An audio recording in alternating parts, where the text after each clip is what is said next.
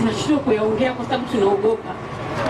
Kila siku watu wanabebwa majumbani, watu wanapotea, vijana bado hawajarejea majumbani mwao, wanaogopa.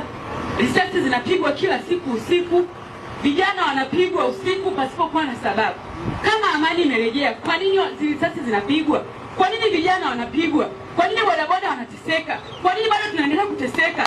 Amani yetu iko wapi? Uhuru wetu uko wapi? Na hapa nimeshika maliki bado naogopa kwa baraka kesho nisionekane. Tunaomba Rais Mama Samia Suluhu, ndio rais wetu, tumekubali. Kwa tunaomba turejeshie amani yetu. Sio amani hii ya kutudanganya tu, mkishaondoka tunasikia tena nani kabebwa, nani kabebwa kachukuliwa. Yaani hatuelewi nini? Hatuelewi mpaka sasa hivi tunashije. Sasa tunajipanga kuanzia tarehe 5 tukimbilie Malawi, tunaikimbia nchi yetu. Kwa nini tukimbie kama kuna amani? Kwa nini tukimbie kama kuna uhuru? Tunachoomba turejesheni amani, tumekubali, tuendelee kuishi kwenye miji yetu. Sio tukimbilie kama wakimbizi tulishazoea kuona Kongo. Sio huku Tanzania maisha tujazoea. Tunaomba tufanye kazi kama kawaida, bodaboda waendelee.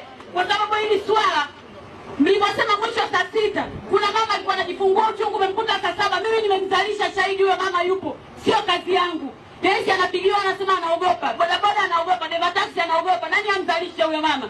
Mmepanga muda mwisho saa 6. Uchungu umemkuta saa 7. Hospitali kunaenda wapi sasa?